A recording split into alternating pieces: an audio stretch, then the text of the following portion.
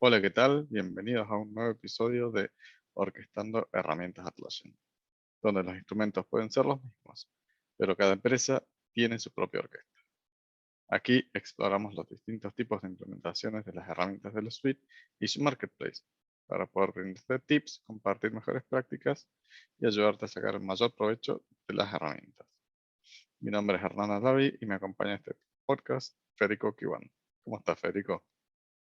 Hola Hernán, ¿cómo estás? ¿Cómo andan queridos oyentes? Bienvenidos nuevamente a un nuevo podcast. Y bueno Hernán, hoy tenemos un tema muy importante, pero que prácticamente nunca es percibido o al menos implementado en la gran mayoría de los clientes que hemos tenido a través del tiempo. ¿De qué se va a tratar el tema de hoy? Bien, y hoy vamos a estar hablando de la importancia y lo poco importante que parece, lo que son los estándares de los nombres, ¿no? El estandarizar la instancia como tal. Vamos a estar tocando como temas importantes el por qué estandarizar, justamente, qué consideraciones uno debe tener al momento de definir el estándar de nombres y cuáles son algunos errores más comunes cuando uno realiza esta práctica, ¿no? Así que, sin más que decir, que comience la música.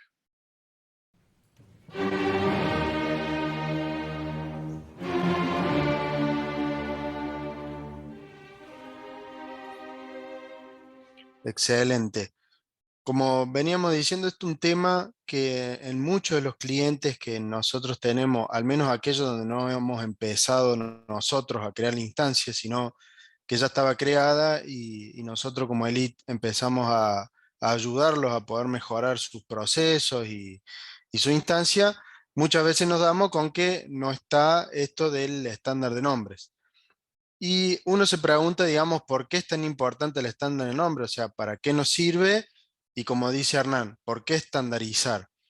Y una de las primeras cuestiones que nos surge es, por ejemplo, que en infraestructura, si vamos al caso, todo está estandarizado en algún punto. Todo tiene un, digamos, es muy simple para uno darse cuenta, por ejemplo, solamente viendo el nombre que tiene el servidor, eh, qué representa, si está en un ambiente productivo ese servidor o no, si el servidor corre un Windows, corre un Linux, si es un servidor que está dentro de una redundancia o es el único servidor que hay.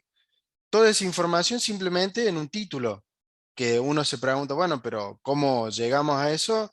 Y claro, porque ese título genera un estándar, que es lo que después se va pasando al resto de la organización y es de esa manera como uno lo entiende, digamos.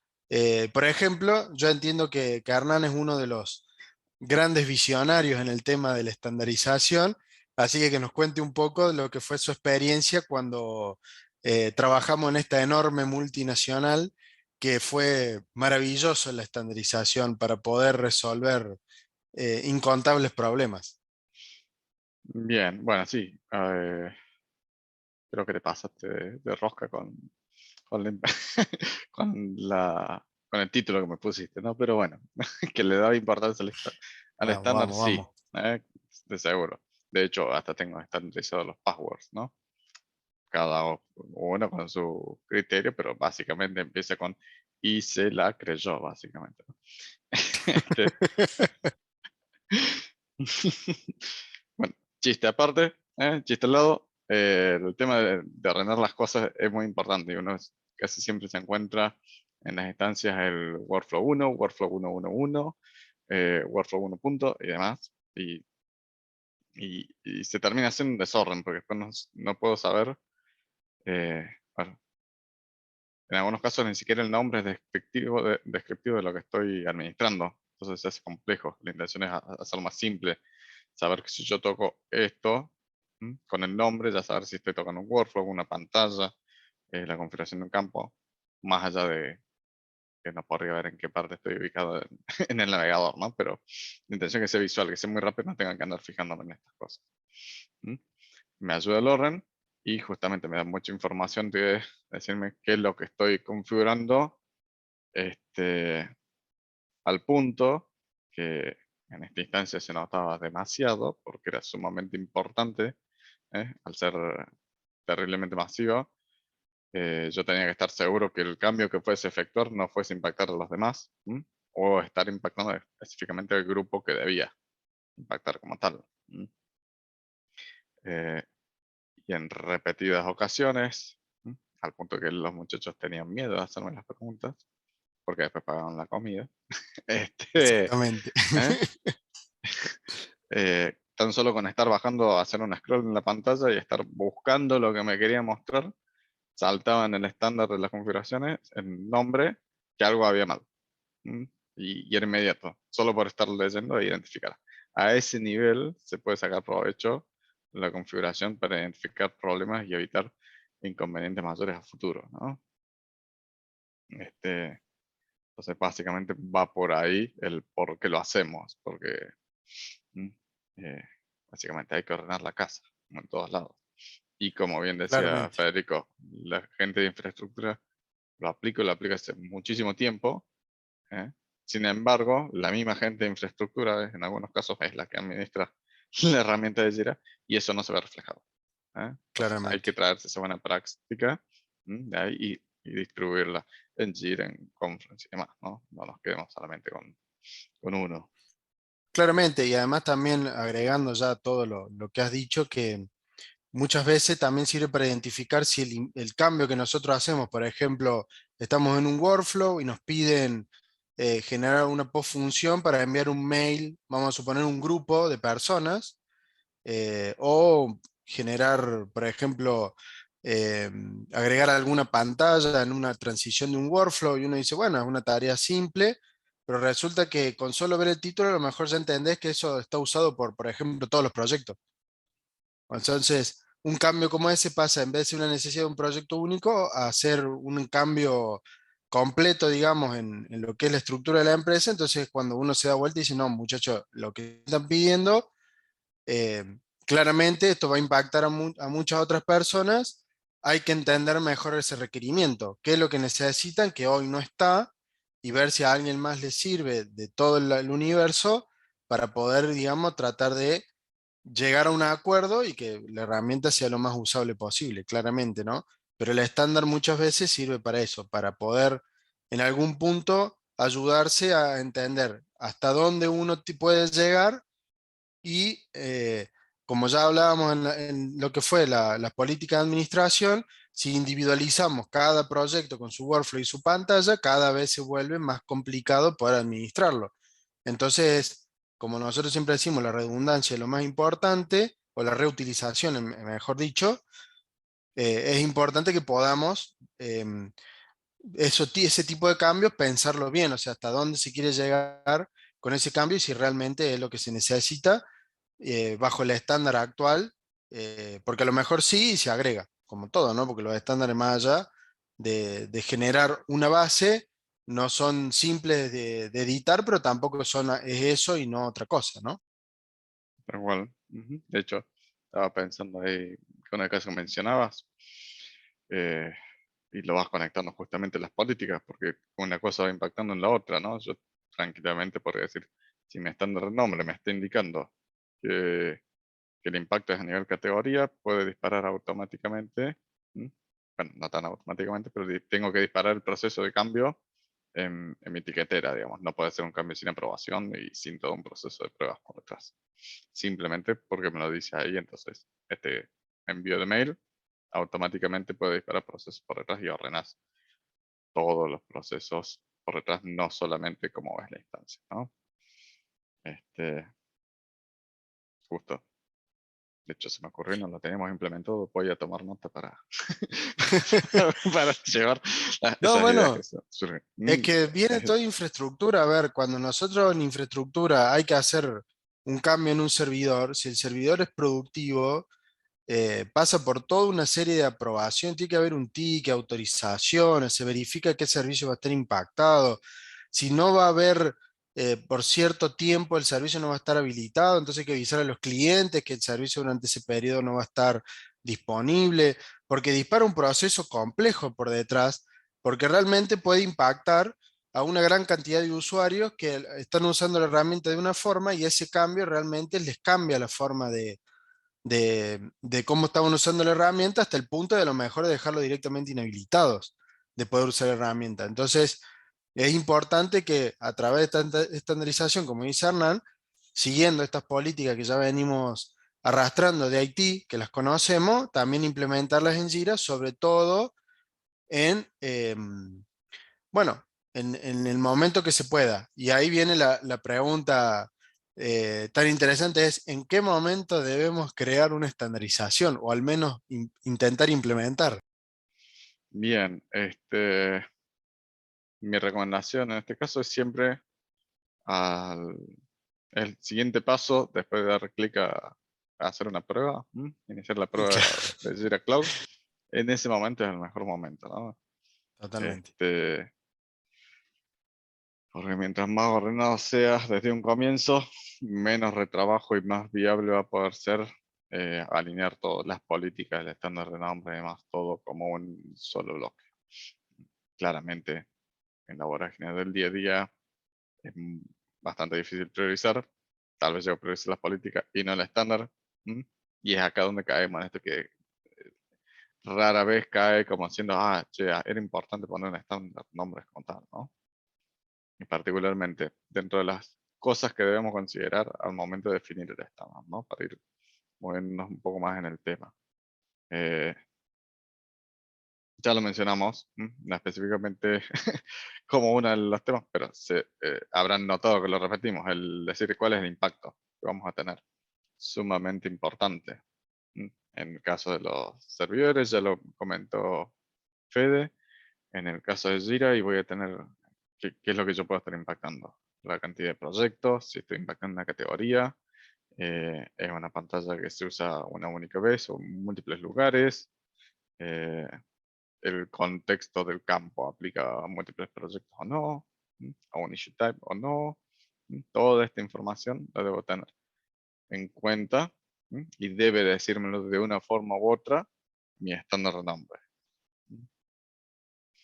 Eh, otro ítem a considerar es la flexibilidad que tenga el estándar, ¿no?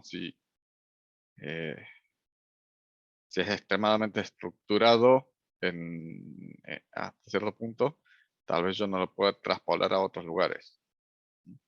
Y particularmente en Jira, eh, hay un montón de aplicaciones, o bien lo tengo que llevar de Jira Confluence, de Confluence a Bamboo y demás, y no puedo tener un estándar distinto para cada cosa, porque si no, quien esté administrando va a tener una ensalada en la cabeza, ¿no? Absolutamente. Y también, yendo justo a ese tema en particular, esto de que, bueno, como si ya, por ejemplo, Haití ya tiene toda esta estructura o estándar armado, ver qué podemos absorber desde el lado de nosotros, de Jira, como administradores, para entender, por ejemplo, si nosotros formamos una categoría que también representa en infraestructura una granja de servidores porque ofrecen un servicio que está bien identificado, bueno, de esa manera también identificar a esos proyectos con la categoría correspondiente para trasladar de alguna manera ese estándar que hoy se usa en infraestructura, que esté también dentro de Jira, para que sea simple a todos poder identificar si hay algún problema con algún proyecto, saber cuáles son los que van a estar impactados. Y simplemente, como veníamos hablando del principio, con saber el nombre ya sabes el impacto que se está generando, ¿no? Ujú. Tal cual. Eh, en un mundo ideal, porque no necesariamente siempre tenemos la posibilidad, porque los grupos son demasiado grandes y tal vez cada grupo, el área de infraestructura usa un estándar, eh, la aplicación es otro, y en este caso, eh, el equipo de Active Directory es otro. Los grupos deben ser considerados como parte del estándar de nombre, que casi diría que con todo con los dedos de las manos, y porque los aplicamos nosotros, deben ser la cantidad de empresas que he visto eh, que les llevan atención a eso. Si no, tenés el grupo de developers, el equipo de Pepe, el del líder Tal tanto, el cual. del otro coso, y no hay un estándar, no hay forma de saber quiénes están adentro de cada grupo, ni dónde debería estar ubicado ese grupo y dónde no. O sea, a nivel de auditoría es un Exacto. dolor de cabeza. Sí, ni Bueno, hablar si... Está bien, cuando uno tiene, por ejemplo, Jira Data Center, que manejas un Active Directory, en ese caso, por ejemplo, dependes de un equipo en el cual vos le tenés que hacer la consulta para que te digan, por ejemplo, qué usuarios tiene ese Active Directory. O que te den la herramienta para poder acceder y verlo vos. En Cloud pasa algo similar. Desde la herramienta de administrador, tendrías que ver cuáles son los usuarios que hay dentro del grupo. Para poder, por ejemplo, en una auditoría identificar a dónde tienen acceso. O sea, tendrías que sacar a dónde, por ejemplo, todos los proyectos que tienen ese grupo y fijarte si la gente que está adentro debería o no poder tener acceso a ese grupo, con lo cual se vuelve muy manual la tarea y extremadamente costosa, que a lo mejor con la estandarización es mucho más simple de poder entender quiénes están en ese proyecto y si realmente son los que tienen que estar o no. Y ya yendo que estamos un poco como yendo al tema que nombraba Hernán al principio, el tercer tema que sería los errores comunes, uno de esto que estamos hablando, no el tema de los grupos, sería por ejemplo, eh, digamos, ¿cuál sería otro de los errores, Hernán, que vos normalmente has visto en las plataformas? bien, un error que de hecho viví en carne propia. Fue parte de la evolución de pasar a las versiones 1.1 y todos los nombres raros. eh, y te diré que como que en general no se lo ve como tal, pero estoy totalmente en contra de lo que es tener el issue type como parte del estándar. Bien, Es un clásico, de hecho, al momento de crear un nuevo proyecto en Jira, automáticamente te pone el issue type como parte del nombre y automáticamente te está sí, quitando la posibilidad de reutilizar ese mismo workflow, esa misma configuración en otro issue type, porque no forma parte del nombre. ¿eh? Si no, tengo que empezar a decir, bueno, ahora se llama workflow para bugs y stories. Y el día de mañana tengo que cambiar ese workflow para bugs, stories y tasks. Con todos los pasos intermedios que implica renombrar un workflow en Jira, ¿no? De base ya, al momento de estar activo, ya es un dolor de cabeza hacerlo. Entonces, eh, atar las configuraciones a los issue types, eh, algo muy común y al mismo tiempo poco acertado a mi criterio. Nosotros somos más amigos de hacer configuraciones en base a números, letras, otro criterio que los a una. En nuestro caso, siempre lo manejamos uno a uno con los números, pantalla uno con workflow número uno. Si bien me quita flexibilidad hasta cierto punto, me garantiza que si esté el uno con el uno, todo funciona. Cosa que en otras claro. configuraciones, si yo doy más flexibilidad porque Atlassian no permite, corro el riesgo de, por hacer un cambio en un lado, que me pegue en otro. Sí, Entonces, o por ejemplo, que es muy común que sucede esto, agrego un campo. En sí el impacto no existe porque agregar un campo no es que está quitando información o vaya a cambiar algo, todo hablando de que no es requerido el campo, sino que es un custom field, un campo personalizado. Pero ¿qué pasa? Aquellos proyectos que no lo usan el campo termina siendo ruido visual, porque tienen que estar bajando con el mouse durante todo el ticket con un montón de cosas que no es parte, digamos, de lo que ellos necesitan e impacta de esa manera. Capaz que no de una manera, digamos, de velocidad o lo hace más lenta la aplicación, pero sí la usabilidad queda impactada porque hay un montón más de ítem a cargar que a ellos no saben. Nos pasa muy seguido, por ejemplo, cuando cargamos un formulario o queremos un formulario tipo público, no sé, el alta de algo. Y vienen esas hojas llenas de un montón de preguntas que te hacen y cosas que vos no sabes qué poner, de números que no entiendes para qué son, que en realidad es el mismo síntoma, digamos, es información que abono y que es muy típico de, bueno, poner el nombre, tu apellido, la fecha de nacimiento y tu DNI, y ahí termina lo que vos tenés que llenar. Y el formulario es enorme. Entonces eso ujú, genera claramente esa confusión, ese ruido, que en lo que es operativamente hablando es agregar un ítem, no es que sea algo que impacte en el sentido de que va a dejar de funcionar, todo lo contrario, pero sí hace ruido desde ese otro lado, ¿no? Por eso también a veces es complejo entender cuáles son las problemáticas de sacar esa compatibilidad entre los números de los workflows que tanto habla Hernán, digamos. Ujú. Está bien. Y hablando de números, pasando un poco al siguiente caso, al siguiente error común que se podría plantear, es esto de tener el versionado de los workflows, o de versionado. Ah, ese es hermoso. La versión uno, versión alfa. Versión eh, 1.1 final, versión ujú, 1.1.1 final, final, final. tal cual. O las de prueba de por medio, prueba uno, prueba 7 y demás, que al final también en productivo y demás. No me, en mi experiencia eso no suma valor. ¿Mm? Si yo quiero llevar el versionado de los procesos, en todo caso para eso está Confluence. ¿Mm? Yo puedo agarrar y Tal cual. directamente documentar mis procesos, el proceso original, el nuevo, ¿eh? O cada uno de estos números, cuáles son los procesos que hay por detrás, y en Confluence llenar con información adicional. Al momento de configurar, difícilmente me sume mucho valor saber si está en la versión 1 o en la 1.3. ¿Mm? Claro, tal Entonces, cual. no soy De amigo de eso. hecho, que lo debatíamos, digamos, en su momento es, por ejemplo, cuando vos estás generando un cambio en el workflow, vos, por ejemplo, lo haces el workflow como está y pones versión 3 por dar un ejemplo, cuando lo que hiciste ya quedó, es muy poco probable que vuelvas hacia atrás, porque de hecho, en el peor de los casos, lo que haces es sacar lo que agregaste del que ya estaba, lo volvés a guardar y ya está. Digamos, entonces queda eso, después suciedad, vamos a decirlo de alguna manera, que queda en la instancia en el cual después se va acumulando, acumulando, acumulando, acumulando y después tenés, no sé, 200 workflow inactivos que son la prueba de la prueba de la prueba de la prueba de la prueba. Ujú, tal cual. Así es. Sí. Y asociado con esto del versionado y demás, como tip, está el plugin que se llama Smart Config Docs, ¿m? Que me permite a mí, con 2 clics, automáticamente documentar el workflow con todas las configuraciones que tiene en Confluence, y listo.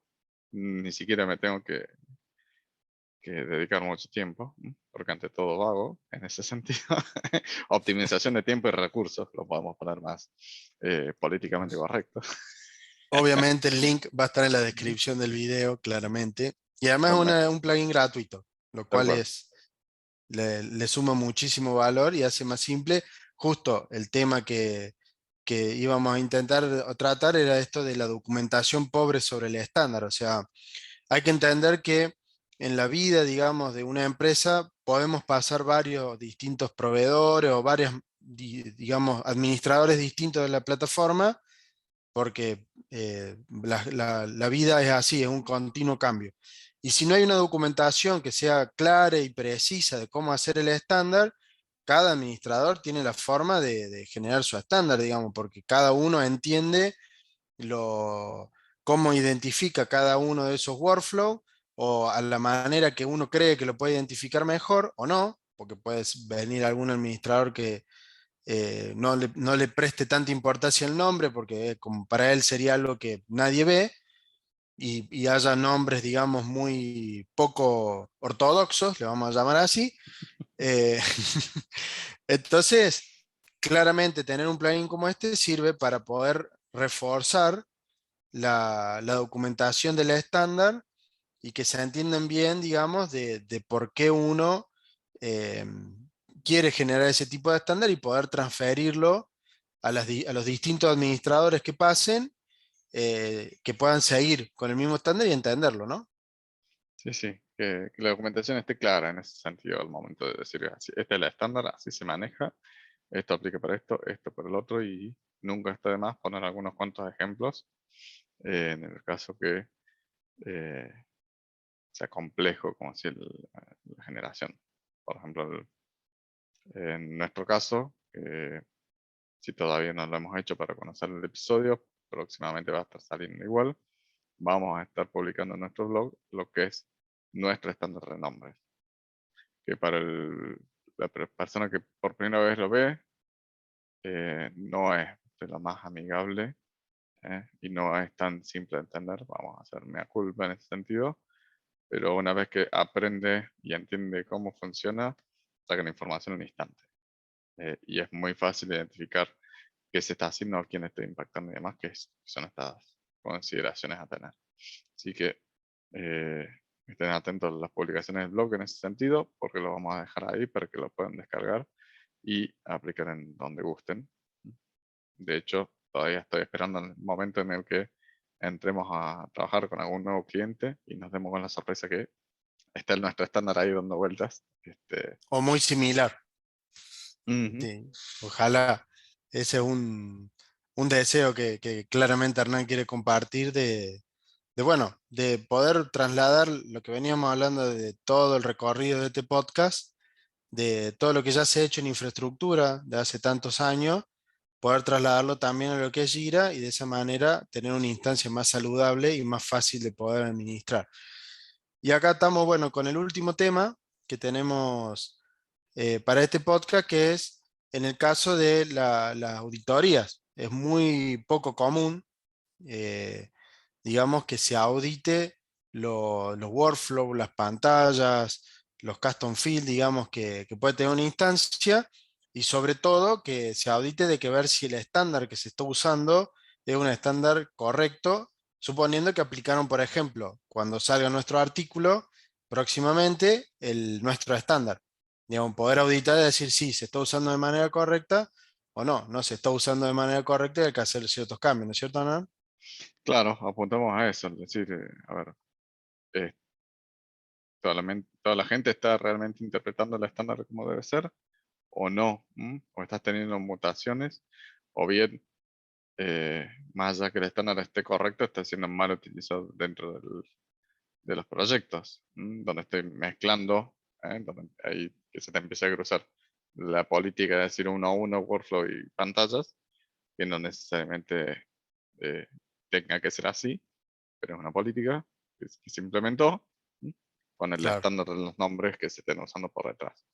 Y ahí eh, el auditarlo regularmente eh, debe evitar problemas a futuro, porque si yo me baso exclusivamente en el nombre y tengo fe ciega y alguien cometió un error, voy a tener impacto de todas formas, por más bonito que sea el nombre, por más bien que se utilice el claro. estándar como tal, ¿no? Que Entonces, en infraestructura también se debe hacer ese tipo de auditoría. O sea, hay alguien que tiene que estar viendo que los nombres que se pongan en los servidores esté con su estándar. Cada empresa en lo que es infraestructura tiene su estándar. Eh, por suerte, digamos, ambos hemos trabajado en varias multinacionales con sus equipos enormes de IT, y uno era fácil identificar cuando un servidor estaba productivo o era staging o era de desarrollo, si recibía tráfico, si era un Windows, si era un Linux, eh, digamos, de si era de 32 bits, 64 bits. Hay, en el estándar de infraestructura todo eso ya está resuelto. Ahora hay que llevar eso, como venimos explicando en el podcast, y próximamente en este eh, documental, o la lo podemos miércoles, decir, che, sí, salimos en... el blog, digamos que un blog documental Mm, de nuestro estándar, para que no solo entiendan un poco más la idea, porque sé que visualmente a veces se entiende un poco más, sino también para tener al menos un punto de partida de algo que nosotros consideramos que los va a ayudar muchísimo en lo que es esto de poder tener nombres estandarizados y una instancia mucho más simple de, de ver, ¿no? No sé, Hernán, si te queda alguna otra consulta. Yo por mi lado ya estoy. no, yo te diría que hemos cubierto todo. Hasta acá llega la música de hoy. Eh, Bien, muy bien amigos, es todo por hoy. Si te gustó y te sirvió, no olvides comentar y compartir. Eso nos ayuda a mejorar nuestra visibilidad y nos permite llegar a otras personas a quienes podemos sumar valor. Tiene una forma distinta de implementar lo presentado. Les gustaría participar. Bueno, saben que pueden ponerse en contacto con nosotros por cualquiera de los medios listados en el episodio. ¿Sí? Es muy común que haya más de una forma de hacer las cosas con las herramientas de Atlassian y nos encantaría descubrir otras formas de resolver las mismas. Por último, si necesitan ayuda para llevar su entorno al siguiente nivel, no duden en contactarnos. En el IT trabajamos con las empresas de los tamaños y rubros más variados ayudando a implementar soluciones que optimicen el uso de las herramientas. Es todo por hoy. Nos vemos en la próxima. Hasta luego, muchas gracias.